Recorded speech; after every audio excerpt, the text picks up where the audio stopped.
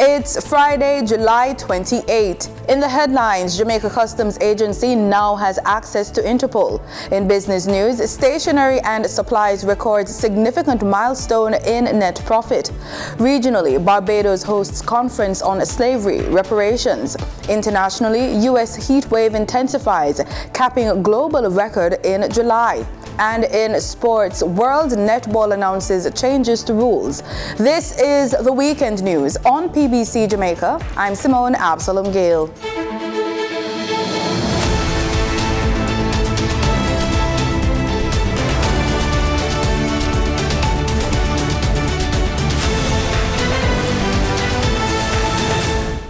Jamaica's border protection capabilities have been strengthened now that the Jamaica Customs Agency, JCA, has gained direct access to the information system of the International Criminal Police Organization, Interpol. A memorandum of understanding to facilitate the undertaking was signed between the Jamaica Constabulary Force and the JCA this week. This means the JCA now has at its disposal information on crimes and other offenses from 195 Interpol member states. Interpol is an independent intergovernmental organization responsible for ensuring and promoting the widest possible mutual assistance between all criminal police authorities. Interpol National Central Bureau for Jamaica in Kingston is headed by an Assistant Commissioner of Police. Chief Executive Officer and Commissioner of Customs Velma Ricketts-Walker says working with key stakeholders and international partners is key to eliminating the cross-border movement of illicit goods and activities. Noting that the benefits of being a member of Interpol is unmatched, Commissioner of Police Major General Anthony Anderson agreed that it will bring value to the JCA. Scores of Jamaicans interested in the maritime sector could soon get an opportunity to do so, being a part of their academic studies in France under a new agreement signed this week. The Caribbean Maritime University and the French Maritime Academy have inked a new memorandum of understanding to discuss, among other things, student and staff exchanges. CMU President Professor Andrew Spencer and the General Director of the French Maritime Academy, Francois Lambert, signed the MOU. Through an MOU signing with ENSM, the French Maritime Academy, which will now see massive opportunities for Jamaicans to be able to study abroad. It will see the sharing of ideas. It will see the opportunity for French professionals to share in our maritime space in the Caribbean, but it will also see an opportunity for our own professionals at the university to be able to provide valuable input into the French maritime space. This will result in opportunities for an enormous number of Jamaicans, and this is exactly why the Caribbean Maritime University exists. The MOU formalizes links started in 2022 between the two maritime academies to cooperate in education and research, particularly in the fields of navigation, energy, transition, digitalization, cyber defense, logistics, offshore industry, and management. The French ambassador to Jamaica, His Excellency Olivier Guyenvache, was one of the architects of this relationship, enabling CMU and the French Maritime Academy to identify joint projects in the interests of both France and Jamaica. The two maritime universities will discuss, among other things, student, faculty, and staff exchanges, as well as sharing and developing of online educational materials. The Bail Act has been passed in the House of Representatives with 20 amendments. Minister of Legal and Constitutional Affairs, Marlene Malahoo Fort, said the Bail Act was being modernized to keep the law pace with peculiarities in the Jamaican society. Clause 6 also provides that if the offense is capital murder and self-defense does not arise on the prosecution's case, or the offense is murder and it was committed in a zone of special operations, an area under a state of public emergency, or an area within which a cordon is established or a curfew imposed, those circumstances may be considered as sufficient grounds for keeping a defendant in custody. But these are matters that have to be established, and once established, the court makes the determination. Mrs. Malahoo Ford says the interest of justice is best served when all who commit crimes are held to account. It has a broadened definition to encompass the person who is in criminal proceedings at various stages at which the question of bail may be considered. And so it's pre-charge, where the person is a suspect, at charge, where the person is formally accused, and after conviction, where the person is a convict. After much deliberation and much exchange. Time now for the business report with Danita Rodney.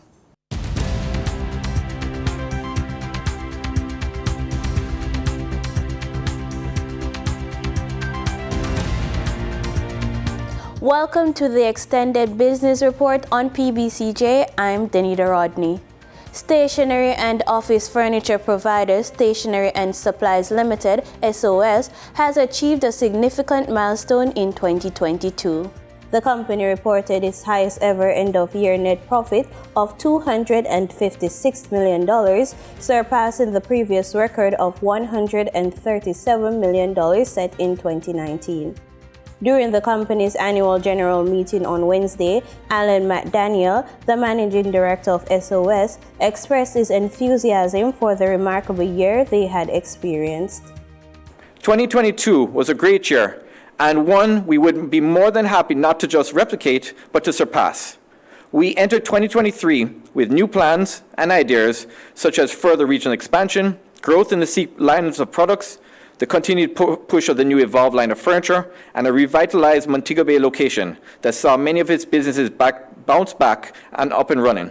According to Mr. McDaniel, the company's good fortune continued into 2023 with significant increases and profits. The good news doesn't stop there. As for the first 5 months of 2023, SOS is up over 22, with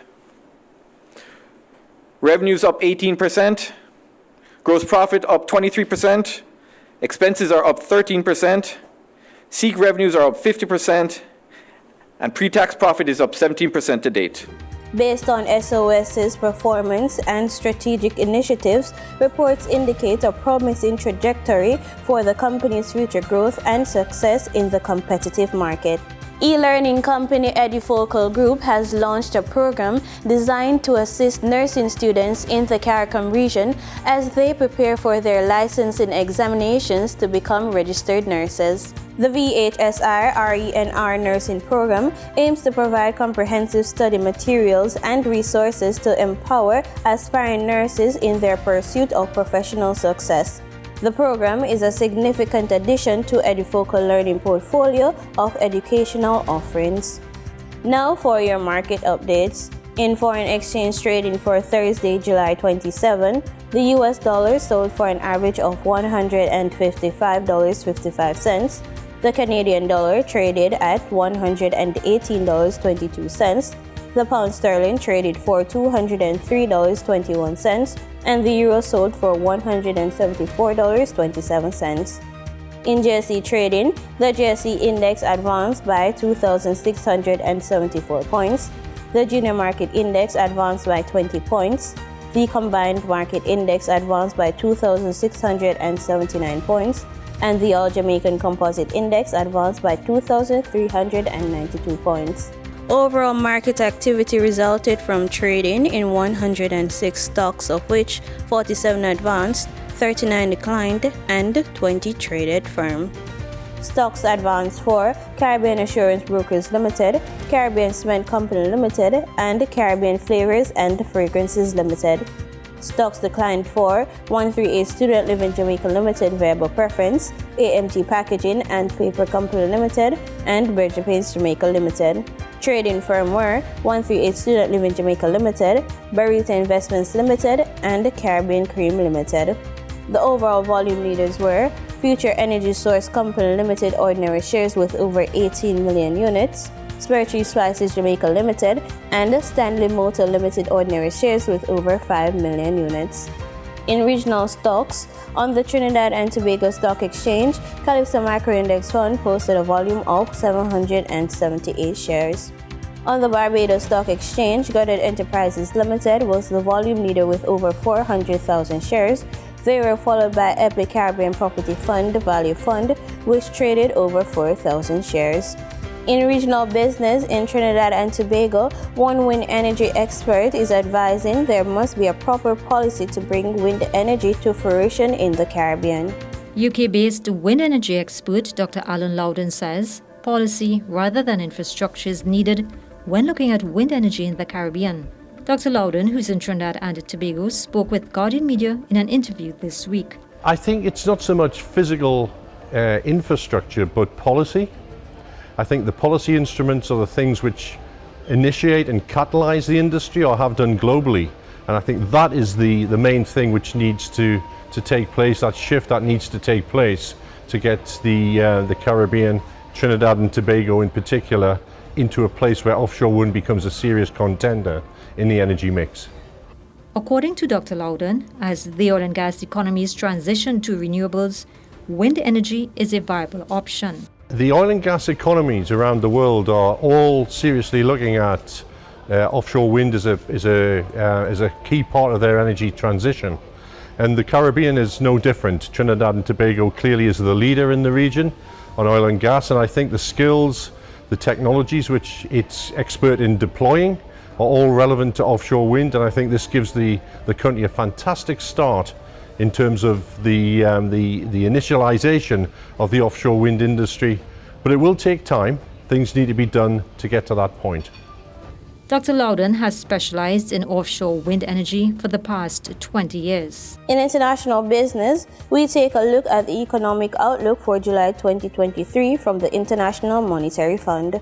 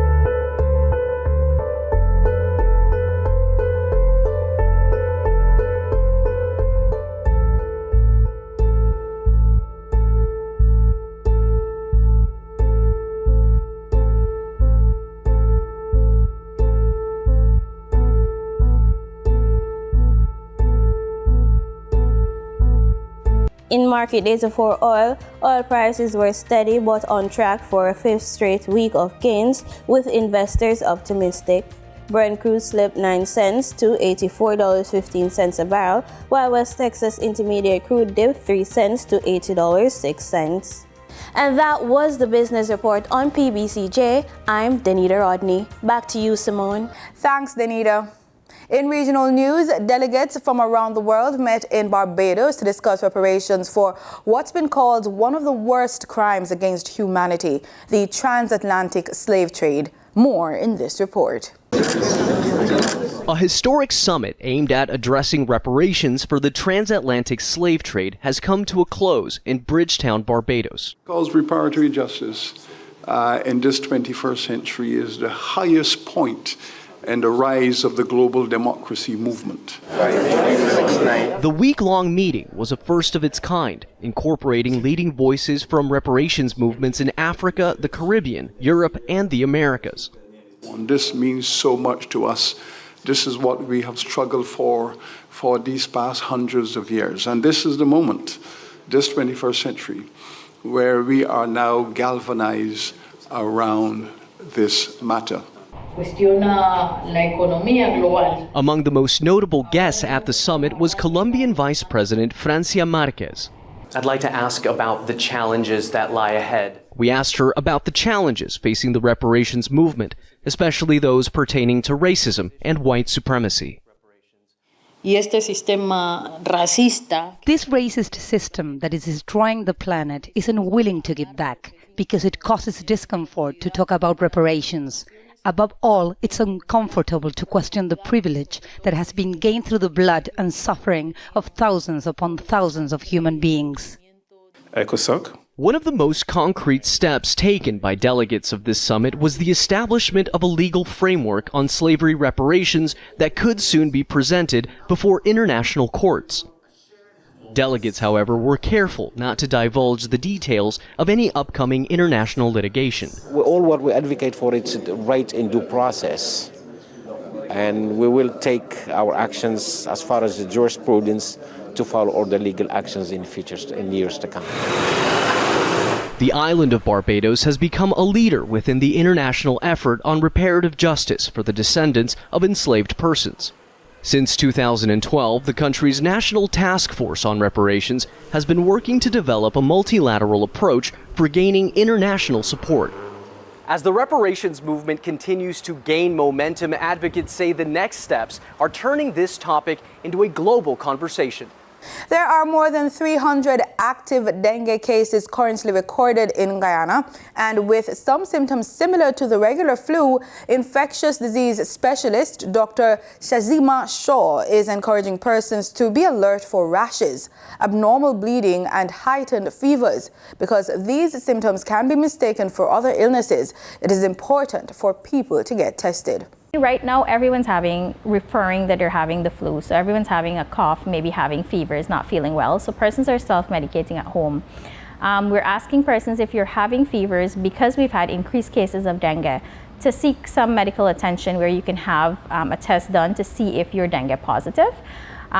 With that being done, we explain to you then the warning signs, which are if you're having any signs of bleeding, whether it's an increased menstrual cycle that's abnormal for you, if it's bleeding through the nose, any sort of bleeding, even if it's a rash that seems like you're bleeding under the skin, to immediately seek medical attention at that point. But we're asking persons to be more vigilant of fevers and have that tested. Now, you can be tested for dengue today, for example, and it comes back negative because there is a period. Usually you mount a response for the test to be positive like 5 to 7 days after symptoms would have occurred. So I know persons are being tested, they're negative. If they get worse and they're retested, they're then positive, and everyone's like, but I didn't have dengue on Saturday, how could I have dengue? No, it's just that your test is positive now, but clinically we can say that this must have been, or this seems to be dengue. Dengue is a virus, like I mentioned many times, and it's not treated with an antibiotic. So if you're getting fevers, don't go to your local pharmacy and tell them you're getting fevers and collect an antibiotic. It will do nothing for dengue, and at the same time, it will just raise antimicrobial resistance. We've all been feeling the heat this summer, but some are saying the more concerning temperatures are those coming from the seas. Our News' Marlena Leonard discusses the connection between water temperatures and stronger hurricanes. This summer has been full of reports of record high temperatures across the world, including ocean temperatures entering the triple digits in the region. But what does it mean for this year's hurricane season? Should a storm form, there are multiple factors that contribute to hurricane strength, but warmer water temperatures are often listed as the first factor that contributes to the intensity of a storm. The National Oceanic and Atmospheric Administration calls heat energy the fuel for the storm and compares rising ocean temperatures to adding fuel to a fire. Some studies also suggest climate change could be making hurricanes more destructive, as the warming atmosphere may cause slower winds, causing storms to not blow through as quickly as they had in the past. So what can we do, if anything, about this? An answer could be in the planting and conservation of mangrove forests. They store up to 5 times the amount of carbon as inland forests and help to protect shorelines should a storm hit. Yesterday was World Mangrove Day, and this week many initiatives are ongoing around the country working to plant and conserve the hidden heroes of the environment. Reporting for our news and reminding you to put sustainability first, I'm Marlena Leonard. In international news, an intensifying heat wave descended on the eastern United States, prompting warnings about the dangers presented by the sweltering heat and humidity in the final days of a record-smashing July around the world. Temperatures and heat index values across the U.S. soared well above 100 degrees on Thursday, prompting excessive heat warnings up and down the East Coast. According to the National Weather Service, some 180 million Americans, about half the population of the United States, were under heat watches and warnings until at least Saturday. I don't think anybody can deny the impact of climate change anymore. U.S. President Joe Biden on Thursday announced new actions to protect U.S. workers from extreme heat, including a hazard alert notifying workers and their employers about ways to stay cool. Even those who deny that we're in the midst of a climate crisis can't deny the impact of extreme heat is having on Americans. Meanwhile, officials in major U.S. cities implored people to stay indoors, including New York City Mayor Eric Adams. We need to be clear when we talk about hot weather. Heat kills. More New Yorkers every year than any other kind of extreme weather event.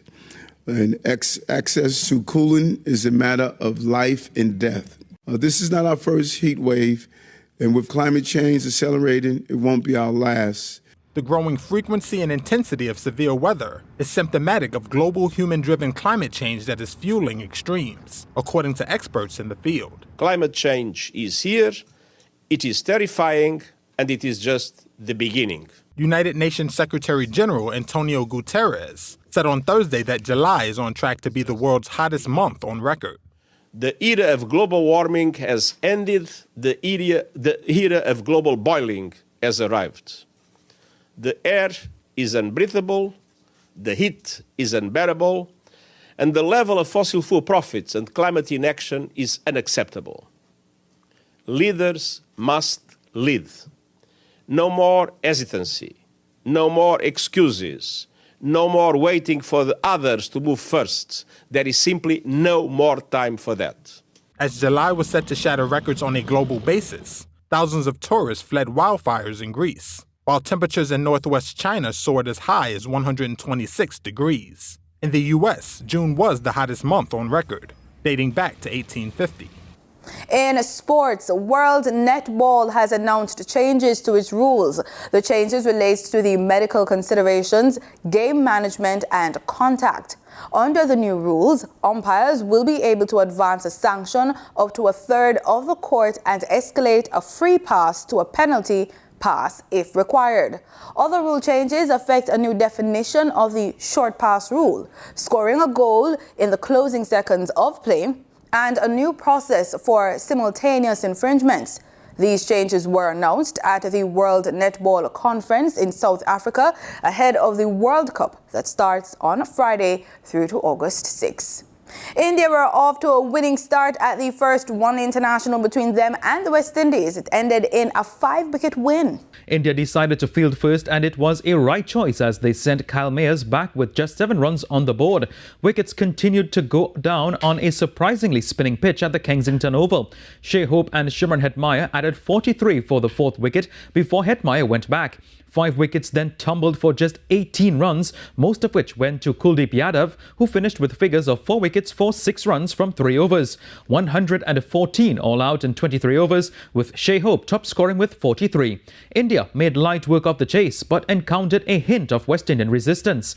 Gudakesh Moti on his return to the team grabbed a 2 for 26 from 6.5 overs. Ishan Kishan topped the score sheet with 52, which was enough to lead his team to 118 for 5 and 22.5 overs. India winning the first ODI by 5 wickets and lead the 3-match series 1-0. The second clash takes place on Saturday, also at the Kensington Oval. And at the close of play, Windies captain Shea Hope suggested that a lack of preparation, both with team and facilities, is the main cause of the downfall.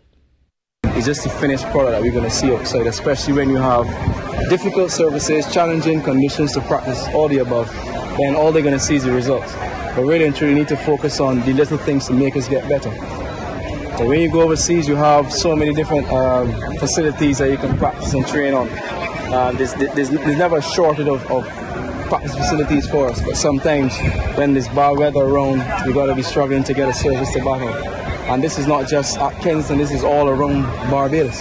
So just an example I'm giving you. So we need to focus on little things a lot more, and then results will definitely turn around really well. Interesting comments by the skipper. Time now for the entertainment news with Alicia Steele.